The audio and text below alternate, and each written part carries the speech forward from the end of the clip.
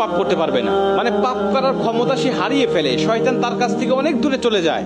নবীজি বলছেন যদি কোনো ব্যক্তি এই দোয়াটা মাত্র একবার পাঠ করে, যেদিন সে পাঠ করবে ওই দিন শয়তান চিৎকার করে কাঁদতে থাকে, চিৎকার করে আওয়াজ দিয়ে বলতে থাকে যে আজকে সারাদিন তুই আমার ওয়াসওয়াসা থেকে মুক্ত হয়ে গেলি, আমি ইচ্ছা করেও আজকে তোকে আর ধোঁকা দিতে পারবো না, তুই আজকে আর কোনো পথভ্রষ্টের কাজ করতে পারবি না, তুই সেটা আমার কাছ থেকে মুক্ত হয়ে গেলি।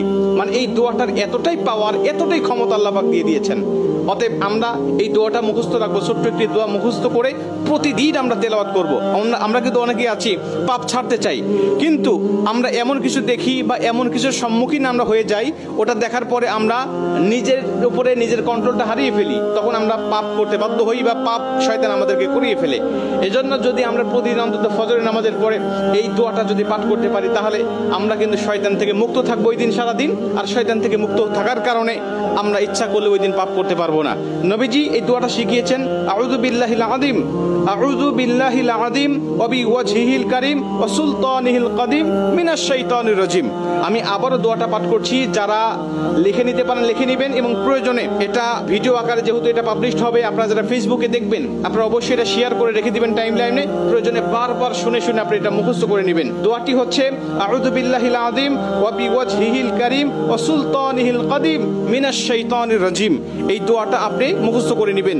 আর এই দোয়াটা পড়ার কারণে কিন্তু শয়তান থেকে আপনি মুক্ত থাকবেন। আর শয়তান যেহেতু আমাদের প্রকাশ্য শত্রু, এই শয়তান কিন্তু আমাদেরকে জাহান্নামে নেওয়ার জন্য, জান্নাত থেকে আমাদেরকে বিরত রাখার জন্য বারবার চেষ্টা করছে। আমাদের সামনে থেকে, পিছন থেকে, ডানে থেকে, বামে থেকে সব জায়গা দিয়ে কিন্তু শয়তান আমাদেরকে ধোঁকা দেওয়ার জন্য সদা ব্যস্ততা। আল্লাহর সাথে সে চ্যালেঞ্জ করে আসছে, আল্লাহকে বলছে আল্লাহ প্রয়োজনে তুমি জান্নাতের সংখ্যা কমিয়ে ফেলো, জাহান্নামের সংখ্যা বাড়িয়ে দাও, কারণ আমি মানুষগুলোকে যেভাবে ধোঁকা দেব, এই ধোঁকায় সে বোকা হয়ে তোমার ইবাদত আর গোলামি সে করবে না, সে নিঃসন্দেহে পথভ্রষ্ট হয়ে যাবে। এই জন্য শয়তান থেকে মুক্ত থাকার জন্য আমরা কিন্তু সর্বসময় দোয়াটা পাঠ করবো। প্রতিদিন অন্তত একবার এই দোয়াটা আমরা পাঠ করলে আমাদের কাছ থেকে শয়তান মুক্ত হয়ে যাবে, আমরা শয়তান মুক্ত জীবন যাপন করব।